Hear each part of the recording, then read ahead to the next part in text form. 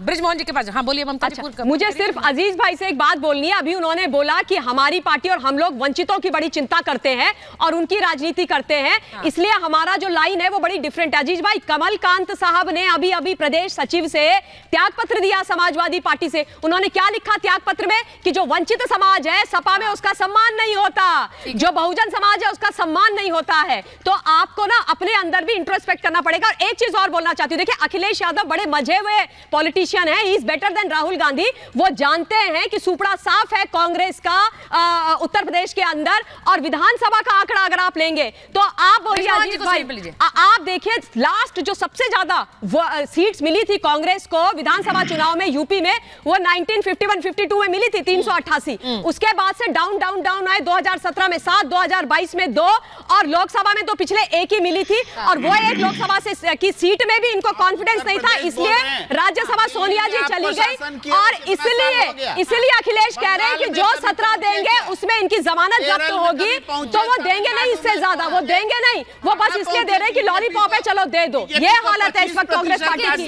कांग्रेस की बुरी हालत है इस वक्त। देखिए मैंने आपके नेता की बात कही, एक थी कांग्रेस वाली बात। मैंने इसीलिए वो बात कही कि आज के समय में अपने नेता नहीं, जो साथ में जो गठबंधन, बीजेपी तो कहेगी ही कहेगी, लेकिन जो साथ में पार्टियां हैं, आम आदमी पार्टी भी कांग्रेस का मखौल उड़ाती है, मजाक बनाती है। अब ये मजाक नहीं था तो क्या था, वो तो सच होता दिख रहा है। सुचात्रा जी, जो सच्चाई है ना, हाँ। आज दोनों पार्टियों के लिए मैं एक बात कहना चाहता हूँ, हाँ। और सुनिएगा जरा। मैं इन लोगों को भी बोलूंगा कि शांति से जरा सुन ले। दो लाइन है क्या? हाँ, 2 लाइन शेर सुना। जब झूठे शोर मचाते हैं तो सच्चे चुप हो जाते हैं, जब सच्चे चुप हो जाते हैं तो झूठे खुश हो जाते हैं। अच्छा, झूठों को ऐसा लगता कि सच को आज हराया है, वो क्या जाने की एक शेर मेरे को भी आया। चलिए भाई, वो शेर वर्सेस शेर हो रहा है। सुन लीजिए, बोलिए बोलिए। नहीं मैं क्लियर कर दूं क्यों कहा ये मैं। एक सुन लो, एक सुन लो, नैले पे दहला होना चाहिए ना। भ्रष्टाचार आपको पता ही आजकल कौन कर रहा है, भ्रष्टाचार का पर्यायवाची कौन बना है आपको पता है, देश को पता है। तो मैं ये बोलना चाहती हूँ कि इस विपक्ष के अंदर भ्रष्टाचारियों की कोई कमी नहीं है,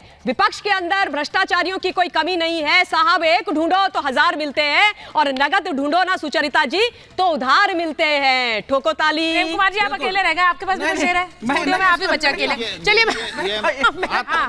इतने भ्रष्टाचारी भरे हुए हैं, इतने भ्ष्टाचारी है, आप कहीं भी उठा लो, और Aam Aadmi Party to top to bottom भ्रष्टाचार भ्रष्टाचार भ्रष्टाचार। आम आदमी पार्टी के केजरीवाल जी बोल रहे हैं भैया भ्रष्टाचार का अड्डा। वरुण पुरोहित जी, बृजमोहन जी स्क्रीन पर प्लीज, बृजमोहन जी और वरुण पुरोहित जी। एक लाइन कंप्लीट मैं एक बार कंप्लीट करिए। जो आज बीजेपी कर रही है, मैं बीजेपी को चैलेंज करता हूँ यहाँ से। अच्छा, चैलेंज करिए। बिल्कुल चैलेंज है, और ये यदि दम है तो एक्सेप्ट करें ये लोग।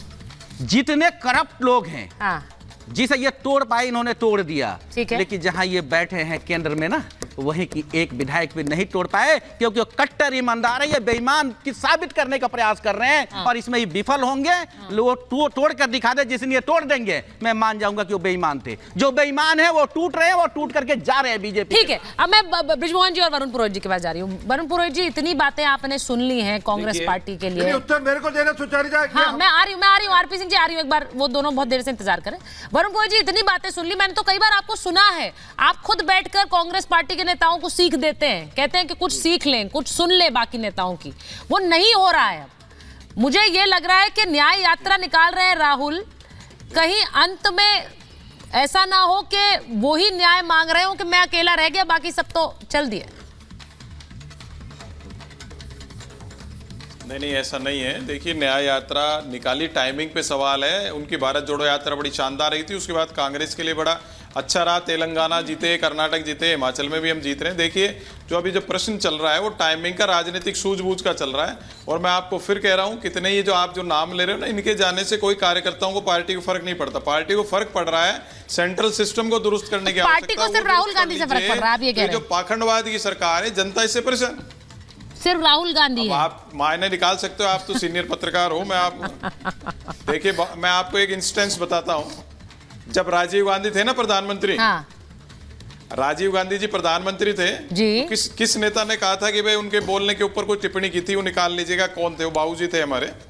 हम कांग्रेस में रहते हैं, भारतीय जनता पार्टी में कभी नहीं जाएंगे, दिशा नहीं बदलेंगे, कांग्रेस को सुधारने के लिए प्रयासरत रहेंगे। ठीक है। जहां तक आप बात कर रहे हो चुनाव परिणामों की, देखिए परिणाम ऊंचे नीचे आज दो नहीं, तो तभी तो ये होता है जिसकी बात हम कर रहे हैं। पार्टी विद द डिफरेंस तो हमारी विचारधारा ये है, हम बीजेपी में नहीं जाएंगे, लेकिन सही कह रहे हो, हम अपनी अलग पार्टी बना लेंगे।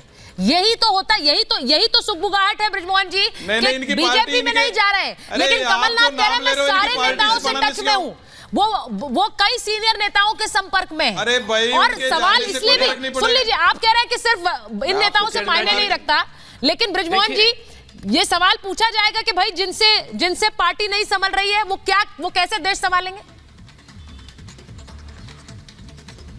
सुचरिता जी, मैं आपको बताऊं कि ये कांग्रेस के जो नेता छोड़ने का सोच रहे हैं, ये सारे वो लोग हैं जिन्होंने पूरी तौर से कांग्रेसमय होके पूरी मेहनत से इस देश को बनाने का काम किया है। ये विकास को करने वाले लोग हैं। आदरणीय कमलनाथ जी के बारे में हमेशा चर्चा होती है कि वो डेवलपमेंट को सबसे ज्यादा ध्यान देते हैं। सारे नेता इसी प्रकार के, इनके जाने के पीछे कारण क्या है?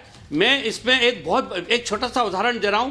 कांग्रेस के एक बहुत बड़े नेता से मैंने टेलीफोन लगा के पूछा अभी 2 दिन पहले कि मुझे आदरणीय राहुल गांधी जी का टेलीफोन नंबर दे सकते हैं क्या आप सोचिए 1 घंटे के अंदर भी वो उनसे जुड़े हुए हैं और उनका नंबर मुझे उपलब्ध नहीं करा पाए।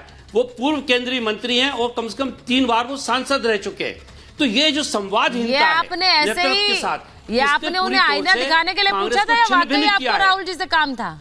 ये आप उन्हें आईना दिखा रहे थे? जाना चाह रहे हूं बृजमोहन। नहीं, आईना दिखाने के लिए पूछा था, क्योंकि वो किसी एक चैनल पे इस ढंग की बात बोल रहे थे, तो मैंने सोचा थोड़ा समझ भी लूं कि हकीकत क्या है।